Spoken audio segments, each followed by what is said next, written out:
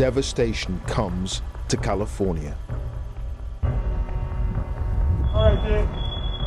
Yeah, let's get out of here. Residents flee for their lives. There's nothing we can do now, bro. We had everything, like the sentimental things. Like, my mom passed away. I had only a few things of hers left. All the stuff that's here is replaceable. People are not. So having the family is the most important thing. Homes are destroyed on an unprecedented scale. People would normally be driving up and down here with surfboards on top of their cars, ready to enjoy a day at the beach. But right now, it just looks like some sort of apocalypse. Firefighters struggle to hold back the flames. All 29 fire departments in our county are not prepared for this type of widespread disaster. But how did it happen? And why did the fires spread so quickly?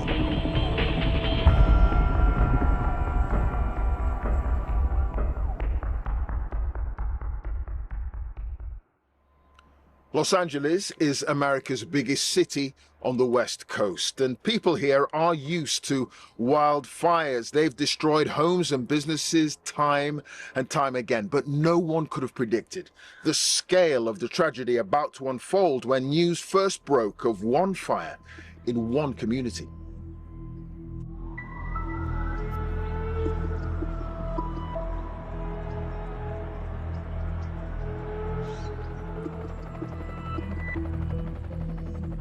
See, they are dropping water. There you go. You can see it happen right there. And there are some hand crews on the ground. Would you mind talking to us for a second? Okay, what's your name? Charles. Charles, have you been evacuated from the area or No, not yet? Not yet. And we have seen that before. So nothing new to us for the last 32 years that I've been here. Within hours, things are getting serious. Residents can scarcely believe their eyes. Fires were this close to the cars. People left their cars on Palisades Drive. Yeah. Burning up the hillside, palm trees, everything's going. What happened? There's a lot of fire right there. That's why the people coming. We leave the car. They said to get out of your car? Okay. It's just so sad. And I feel for everyone that's lost property on fires. I've never been this close to it. Driving down the canyon was really very shattering. Huge smoke plumes can be seen rising above the Pacific Palisades area of the city, and residents have been issued with an evacuation order. Please take this wind emergency very seriously. As you heard from the speakers before me, this is something that is going to get worse throughout the night, so we all have to look out for each other. The fire broke out around 10:30 in the morning in the Pacific Palisades neighborhood. It's an upscale area between Santa Monica and Malibu, home to many famous residents. Sitting here and waiting to find out whether we're going to be evacuated or not it's like the time can't go by any slower. Yes, baby, come here, Baba. So instead, we decided to pass the time by putting together bags of clothes for our friends who have lost everything. I have never seen flames from my house like this, ever. This is insanity. I hope everyone is staying safe tonight. Lots of love, lots of prayers. Okay, we found everyone. We're just packing up the car, getting ready to go to the hotel. It's so big, it's so red. My thoughts and prayers are with everyone tonight. I'm really praying to stop soon.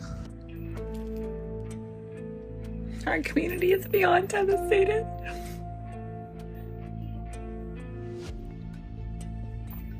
We are all pulling together. A lot of my friends have lost their home. I'm waiting to see if our home will be there. Right now it's just a waiting game.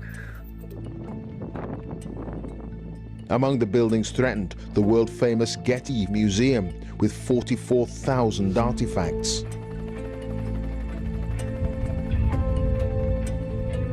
I have the waves crashing in front of me here on PCH, and I have the flames behind me here on the hill after coming off the Tabasco Canyon, where embers were being blown around, as you saw. The high school caught fire, homes burning on either side, and that fire over the last few hours just, I mean, look at the gust right now. It's literally pushing, it's blowing south, so it is just throwing these flames over these hills and through these canyons.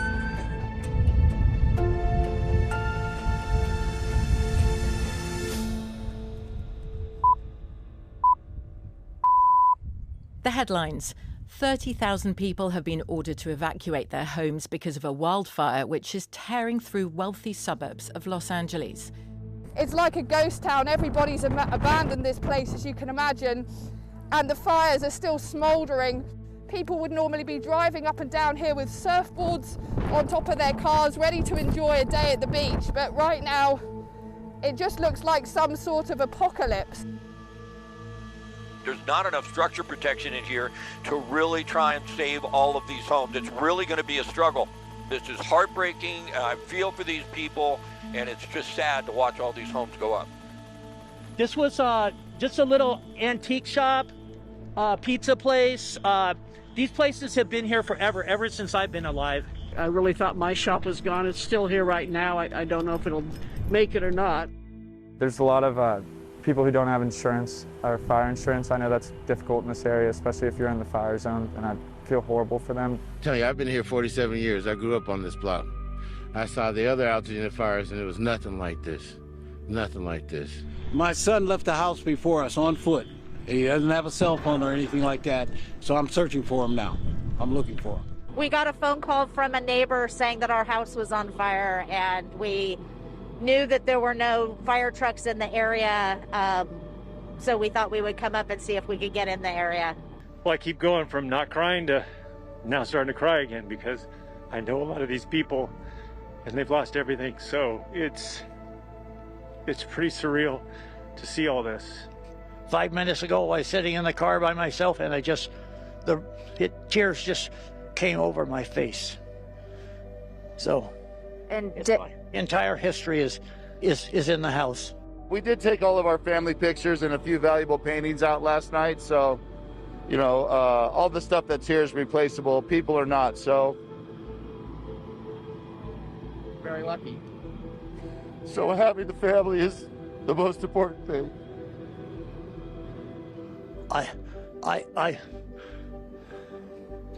I'm going to break down again. That's what I feel. It's my whole life. Everything was in there. So lost everything. You shape up. You're supposed to be a support. Anyway, I'm okay. I'll be okay. I'm tough, and we'll start over. Even though I'm 91 years old, I'll start over again. The difference with this is that we've had these huge 50 to 80 mile an hour winds, and it's still windy. And so it didn't matter where the fire started yesterday, but the embers flew everywhere. Let's go back to Emma Vardy now. And Emma, this area is no stranger to wildfires, but nothing could have prepared them for this. What makes this so different is that there are so many fires burning at once, and they're burning so close to residential areas. Now, emergency crews on the ground have admitted they just don't have enough people to deal with this developing situation, and some of those fires are still growing in size.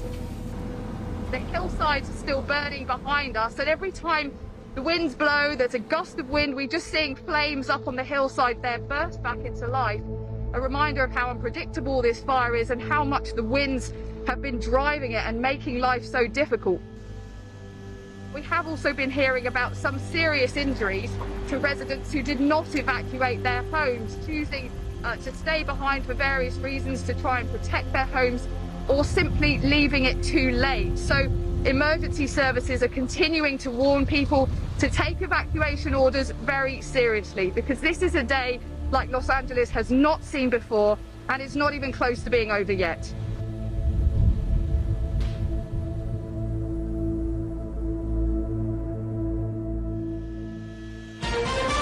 This is CBS News on the Hour. The Southern California wildfires are not only some of the most destructive in state history, they've turned deadly. At least 5 lives now reported lost. Overnight, destruction continued. 15,000 buildings had been burned, and 100,000 people had been forced from their homes. Firefighters were overwhelmed, and there were increasing reports of looting. So if I very quickly take my mask off, the air is absolutely thick with smoke. The fire crews here tell us they have a shortage of water, and in many instances they're having to stand and watch these properties burn. It is a losing battle. I never thought it would come through here. David was hoping his home might have survived, but the whole neighborhood has gone, and with it, his house too.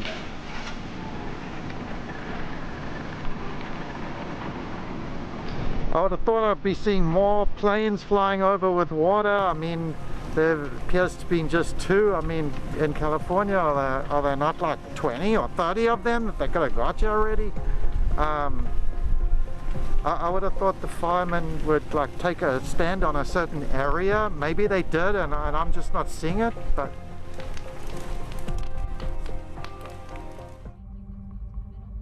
From Pacific Palisades, the fire spread across more than 17,000 acres, making it one of the biggest natural disasters in the history of Los Angeles.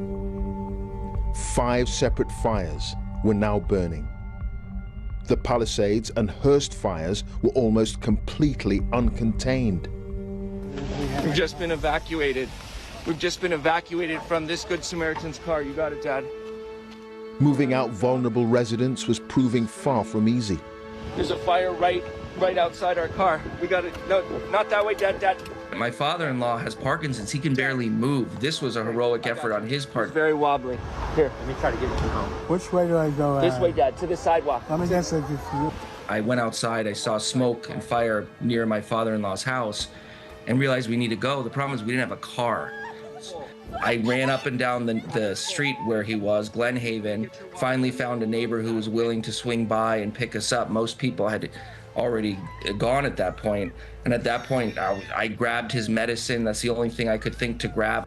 Turn around, Dad. We got this. And at that point, we jumped in his car. This guy, Jeff, neighbor we'd never met before, but, you know, salt of the earth, saved our lives. As we're driving down, there's fires on both sides of the car. We're driving, we're suddenly seeing fires, you could feel the heat, and then the fires were getting closer and closer, and at that point, just being stuck there, surrounded by fire, the policemen started running up the street, "Get out of the car, get out of the car!"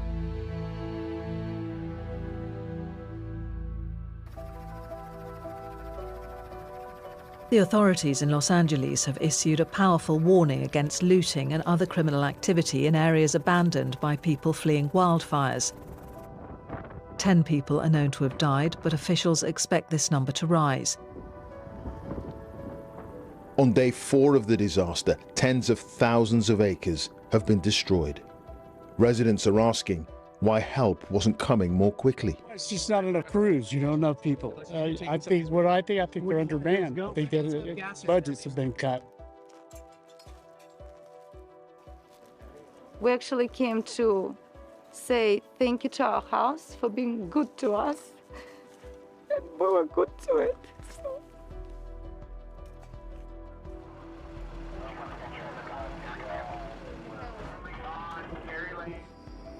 Well, as thousands of firefighters continue that battle to get this crisis under control, this is what it leaves in its wake. The suburb of Altadena sits at the foot of a mountain range over which the unusually strong winds for this time of year, the Santa Ana winds they call them, poured in on Tuesday night. And it's that really lies at the heart of this disaster. The Santa Ana winds have had two effects. Once you get the fire going, well, it's already started, but the Santa Ana winds add in extra dry air. That sucks out all the moisture that's already there in the plants, so it dries them out quicker, so it's actually adding more fuel, and then the speed helps the spread. If you think you can have wind speeds, basically hurricane force wind speeds blowing, with a fire in place, it will push that flame, that boundary of the fire, over huge areas in such a short space of time. And that is what we've seen in LA over the last few days. There's much debate about the emergency response. Were the authorities prepared for such a calamity? But there's also another question people are asking. Is the changing climate partly to blame for all the devastation? So what the climate scientists say is that the temperature is getting hotter. That's making things drier. You've got extended heat waves, which draw moisture out of the soil and out of the vegetation. So you've got more dry vegetation. So when a fire starts, there's more fuel to keep that fire going, and it's likely to burn longer and burn a larger area. The National Oceanographic and Atmospheric Administration did a paper looking at the relationship between temperature increase and wildfires. They found that climate change had caused an almost 200% increase, so almost doubled the area burnt by wildfires since the 1970s. People are saying now $150 billion, the most expensive fire in US history and presumably in world history. So as a climate journalist, you look at this and you say, this is one of those kind of key events in the history of the whole planet's understanding of the potential impacts of climate change.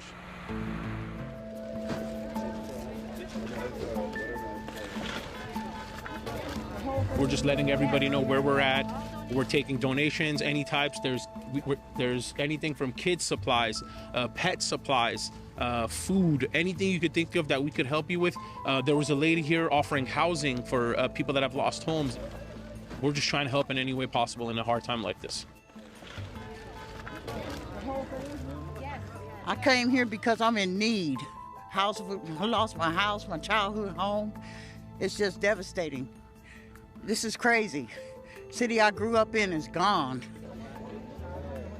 We wanted to see if we could get water because that's the mostly thing that we're worried about. The water, you know, we need water. Prince Harry and his wife Meghan have been meeting some of the first responders and victims of the fires at a World Central Kitchen site where food is being distributed. The couple spoke and, as you see, hugged some of the people who'd been affected by the Eaton fire. It's believed that they'd already contributed clothing, children's items and other essential supplies.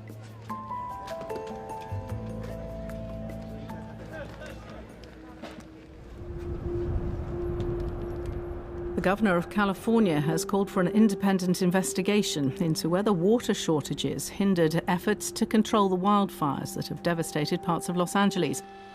Firefighters are still trying to contain the blazes. Beautiful job. By Saturday, 6 fires were burning.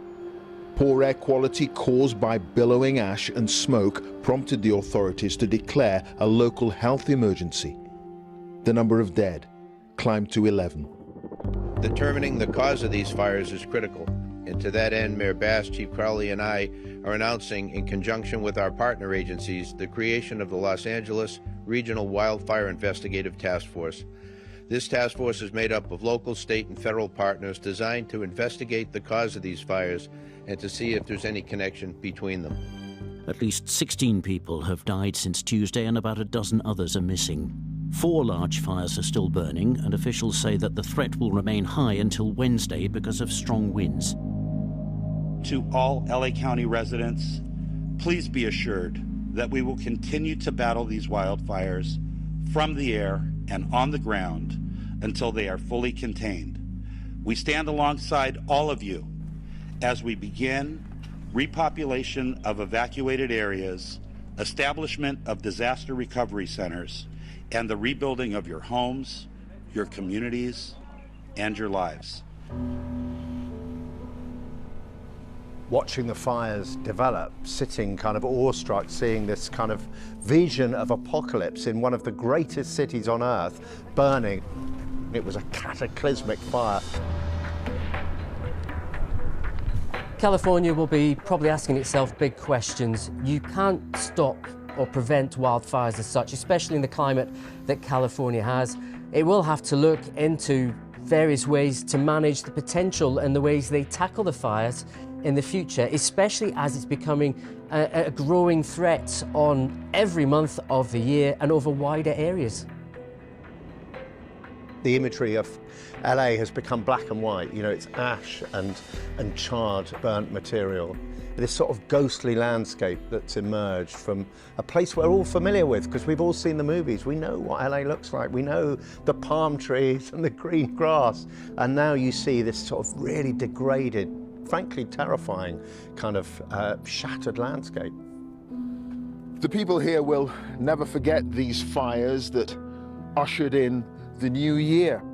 And the scale of the tragedy, it's really difficult to overstate. Yes, much of the physical damage to homes and businesses, that can be put right, but the lives of some have been changed forever, with many people wondering, because the fire season is getting longer and longer, how are they going to cope next time?